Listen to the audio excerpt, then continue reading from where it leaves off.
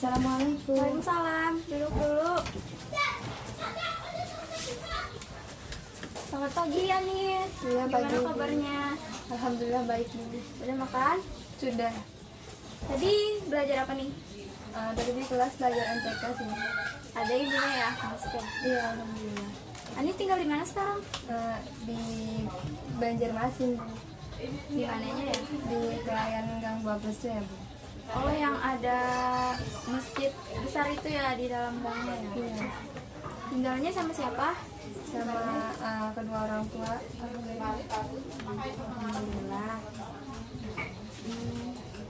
Anis sekarang kelas 11 ya? Iya.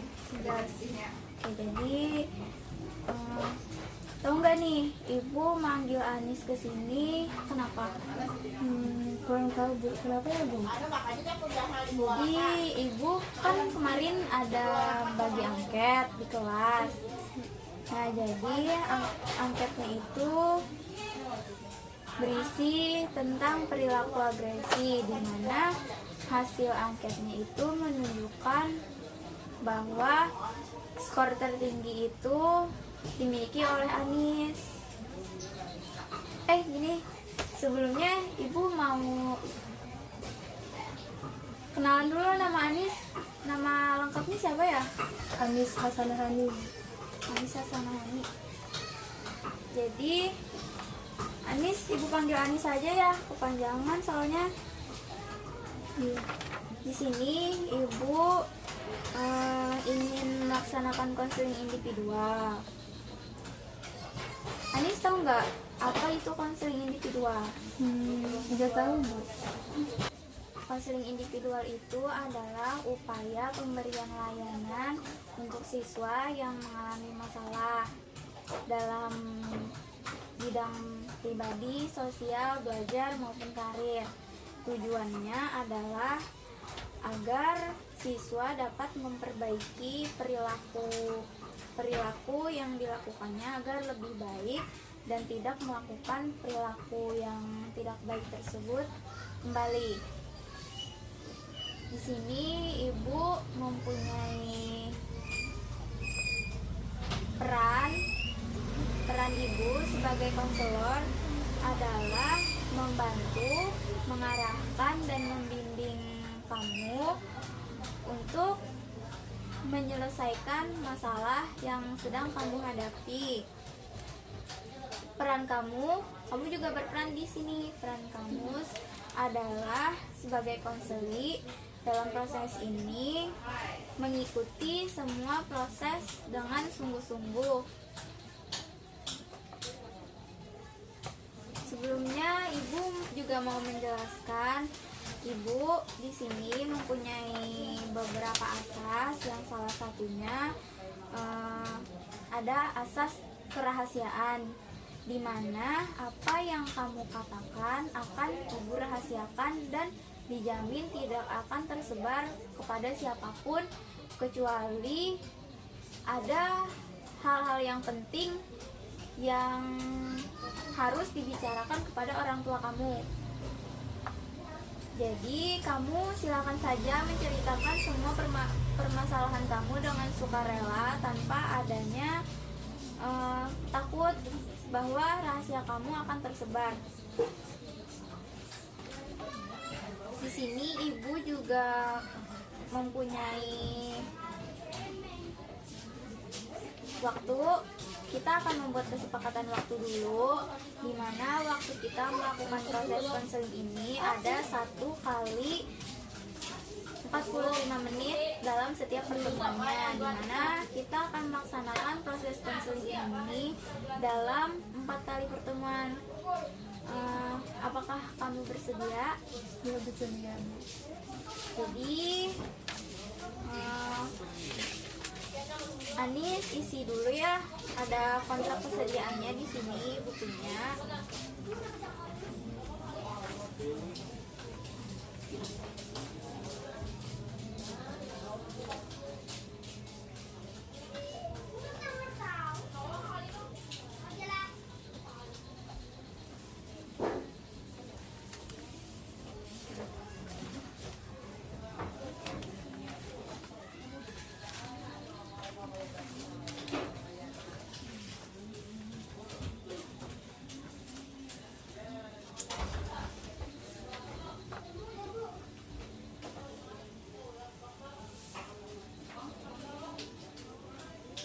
Sudah, Bu. Makasih ya. Ini pulpennya, Bu. Nah, menurut angket yang ibu bagi kemarin, ibu kan bagi angketnya tentang perilaku agresi. Anis tahu nggak perilaku agresi itu apa? Belum tahu, Bu. Jadi perilaku agresi itu adalah perilaku yang diniatkan untuk melukai, menyakiti, atau merusak barang orang lain, atau melukai orang lain tersebut, dimana itu akan merugikan orang lain. Agresi itu ada yang bersifat verbal, ada yang fisik, dimana yang verbal itu ada mencaci, menghina, memarah-marahi, menyebarkan fitnah, dan lain sebagainya. Sedangkan agresi fisik itu seperti memukul, melakukan kekerasan, atau menyerang, bahkan merusak barang orang lain, itu termasuk perilaku agresi. Nah, jadi di sini Anis tahu nggak kenapa ibu manggil Anis? Kenapa ya, Bu? Nah, karena kan tadi sudah ibu jelaskan juga bahwa angket yang Anis isi itu memiliki indikator bahwa perilaku agresi Anis itu tinggi. Jadi di sini kita akan sama-sama menyelesaikan masalah yang Anis hadapi, sama-sama menyelesaikan dan menghilangkan perilaku agresi yang Anis miliki. Jadi di dalam angket tersebut Anis memiliki agresi yang sifatnya verbal, yang kata-kata gitu, kayak yang ibu sebutkan tadi ciri-cirinya: menghina, memaki, memfitnah, yang berupa perkataan yang menyakiti orang lain. Nah, jadi Anis sadar nggak nih ada mempunyai perilaku yang seperti itu? Sadar sih, Bu, kadang-kadang. Nah, jadi bisa Anis ceritakan masalahnya? Jadi kan biasanya itu dari data dari kelas dulu ya, Bu. Nah, kalau di kelas itu biasanya karena saya termasuk siswa yang berprestasi di kelas, ya saya juga duduk-dudukan nih. Jadi otomatis lebih dekat dengan guru-guru yang sedang mengajarkan gitu. Nah, jadi kan otomatis juga saya mungkin lebih mengerti lah sedikit pembelajaran yang diterangkan gitu. Nah, saat guru-guru itu memberikan tugas, itu mungkin teman-teman saya itu banyak yang kesusahan untuk menjawab, sehingga mereka seringkali bertanya kepada saya nih. Nah, awalnya kan saya juga merasa senang dapat membantu mereka nih, tapi lama-kelamaan itu mereka itu kayak bertanya tapi tidak tahu situasi dan kondisi saya gitu. Nah, lama-lama kan saya juga merasa yang sedikit risih dan terganggu nih gitu. Nah, mungkin kadang saya juga menolak mereka itu yang datang kepada saya sedikit lebih mungkin sedikit kasar lah gitu.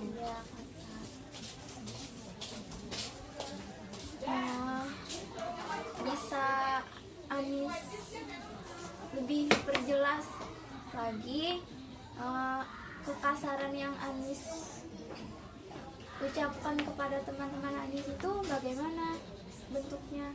Jadi kayak misalnya nih mereka datang nih ke saya gitu. Jadi kan awalnya kan saya ingin menolak secara lembut-lembut biasanya itu. Sekarang tuh mungkin karena saya sudah sangat-sangat risih itu, karena mungkin terganggu juga ya. Jadi perkataannya itu mungkin sangat-sangat menyakitkan lah kalau bagi mereka itu. Ya, jadi di sini Anis merasa risih dan terganggu apabila teman-temannya bertanya mengenai pelajaran kepada Anis. Dan menurut Anis itu hal yang mengganggu. Jadi alasan Anis itu karena merasa terganggu. Apakah ada lagi alasan lain yang membuat Anis bertindak kasar kepada teman-temannya? Ya mungkin saya sedikit menutup diri karena juga saya bosan untuk karena saya sekiranya kalau saya membuka diri kepada mereka, mungkin mereka akan lebih banyak lagi bertanya kepada saya gitu. Jadi di kelas tuh mungkin saya sedikit menyendiri lah gitu.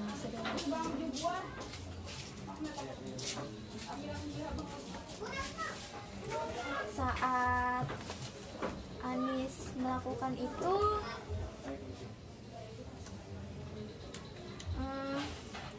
gimana nih perasaan Anis sama teman-temannya? Mungkin kadang kurang enak ya menolak itu, tapi mau gimana lagi nih, udah terlanjur juga dan udah kebiasaan juga sih kadang sama mereka seperti itu. Oh, berarti sebenarnya ada penyesalan di dalam diri Anis setelah kejadian itu. Tapi Anis tidak bisa menahan saat temannya itu bertanya gitu ya. Selain kasar, apakah Anis juga melakukan perilaku agresi yang secara fisik seperti memukul atau menyakiti fisik temannya gitu? Ada nggak? Enggak sih Bu. Mungkin lewat kata-kata aja ya. Itu aja ya.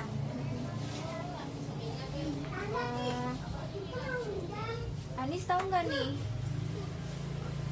kan perilaku agresi itu adalah perilaku yang negatif. Anis tahu nggak apa akibatnya jika perilaku agresi Anis itu tidak diperbaiki? Nggak tahu sih Bu, kenapa ya?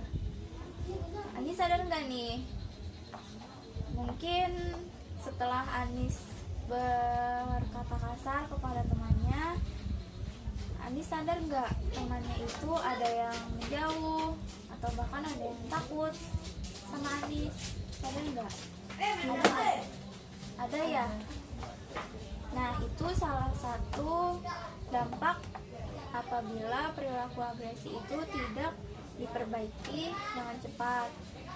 Perlahan-lahan teman Anis akan semakin menjauhi Anis karena merasa bahwa Anis melakukan perbuatan yang tidak mereka sukai.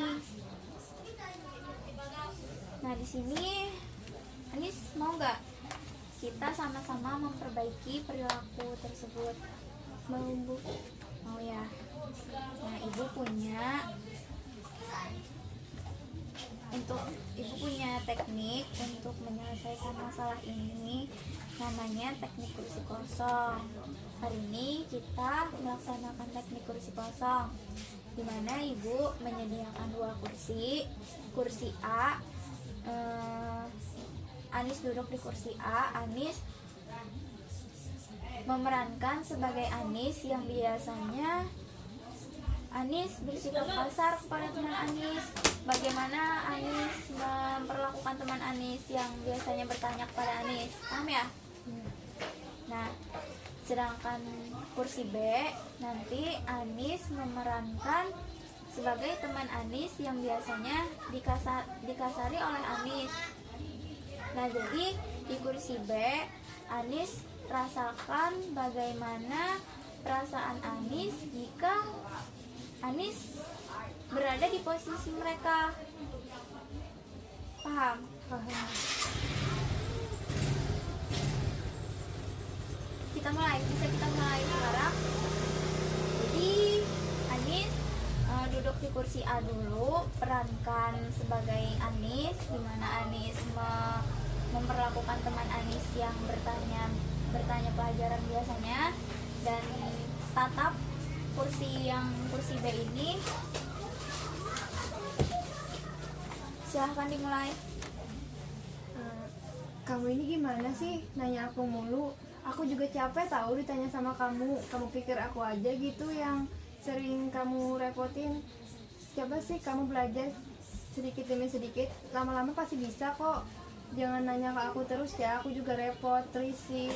Apalagi pertanyaannya itu gampang banget. Coba kamu bisa belajar mandiri. Aku tahu kalau kamu bisa. Sudah? Ada lagi yang ingin diungkapkan? Mungkin ya kamu tuh bisa tanya ke lain lagi. Dan aku tahu kok banyak orang-orang yang pintar di sekeliling kita. Jangan tanya ke aku mulu. Aku risih banget, tahu nggak sih ditanyain sama kamu. Sudah semua dikeluarkan. Oke. Gimana nih perasaannya setelah mengungkapkan itu? Mungkin ada sedikit rasa kurang enak, tapi ya mau gimana lagi ya, mereka udah keseringan nanya gitu. Kurang enaknya itu setelah semua itu terjadi kan ya, kalau pas Anis mengungkapkan itu tuh ada nggak sih rasa kurang enaknya itu? Mungkin secara langsung nggak sadar gitu. Nggak sadar ya. Nah, jadi supaya Anis tahu nih gimana perasaan temannya ketika diperlakukan seperti itu, silahkan Anis duduk di kursi B dan memerankan sebagai teman Anis. Silahkan dirasakan bagaimana perasaan temannya. Ya, silahkan dimulai. Aku kan cuma nanya, seandainya juga kalau aku bisa, aku gak akan nanya sama kamu. Tapi kan karena kamu yang paling pintar di kelas nih, aku gak enak nanya sama yang lain. Aku udah minta maaf ya sama kamu, karena aku nanya juga pelajarannya ini bukan yang mudah gitu. Aku udah usaha kok, tapi aku tetap gak bisa. Jadi gimana? Maaf ya, aku udah ngerepotin kamu terus.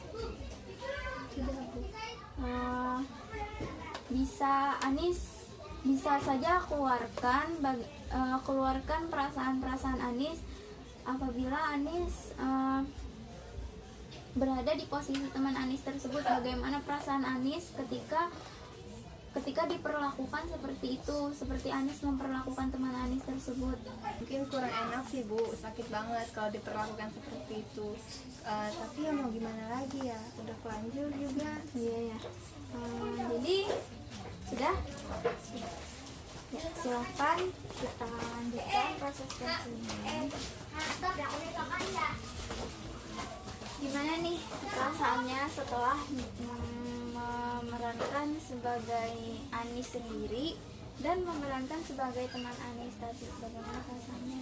Mungkin tahu perasaannya itu mungkin Anis sekarang tahu gimana rasa teman-teman Anis yang kadang sakit ya. Yang bertanya itu ya, teman-teman yang bertanya perasaannya bagaimana ketika diperlakukan seperti itu. Jadi sudah tahu rasanya. Gimana rasanya? Gak enak banget ya Bu. Jadi setelah tahu rasanya, apa yang Anis ingin lakukan? Mungkin yang pertama kali Anis ingin minta maaf dulu sama teman-teman. Ya, bagus sekali. Dan ingin merubah sikap yang dulunya itu pelit dengan jawaban. Sebenarnya nggak pelit juga sih, cuman bagaimana mereka itu yang keseringan untuk nanya gitu. Nah, setelah kita melaksanakan proses konseling ini, di mana Ibu menemukan ada beberapa perubahan dalam diri Anis, di mana Anis sudah mulai menyadari bahwa perilaku agresi itu tidak baik dan berdampak buruk terhadap diri sendiri maupun orang lain ya. Nah, tadi Anis juga memiliki kesadaran dan keinginan untuk mengurangi dan meninggalkan perilaku agresi tersebut. Ibu harap semua itu bisa Anis tinggalkan secara permanen dan bisa merubah perilakunya ya secara perlahan. Jadi setelah ini Anis bisa saja melatih teknik kursi kosong ini di rumah Anis sendiri untuk memantapkan lagi, merasakan lagi bagaimana perasaan orang lain apabila diperlakukan seperti Anis memperlakukannya. Jadi tanpa bantuan ibu, Anis juga bisa melakukannya di rumah. Nah, tugas rumah Anis itu Jadi juga di sini apabila Anis mengalami beberapa masalah, Anis bisa saja menghubungi ibu kapanpun. Tidak usah sungkan, tidak usah ragu. Kamu bisa menceritakan masalah yang sedang kamu alami di luar proses konseling ini. Jadi ibu rasa cukup sampai di sini proses konseling kita. Akan kita lanjutkan pertemuan selanjutnya. Ibu ucapkan terima kasih karena sudah mau memenuhi panggilan ibu. Ya, terima kasih juga ya Bu udah mengubah sedikit pola pikir Anis yang dulunya mungkin berkata kurang baik. Terima kasih sekali. Ya. Masuk kelas ya, Nadia? Iya. Assalamualaikum. Waalaikumsalam.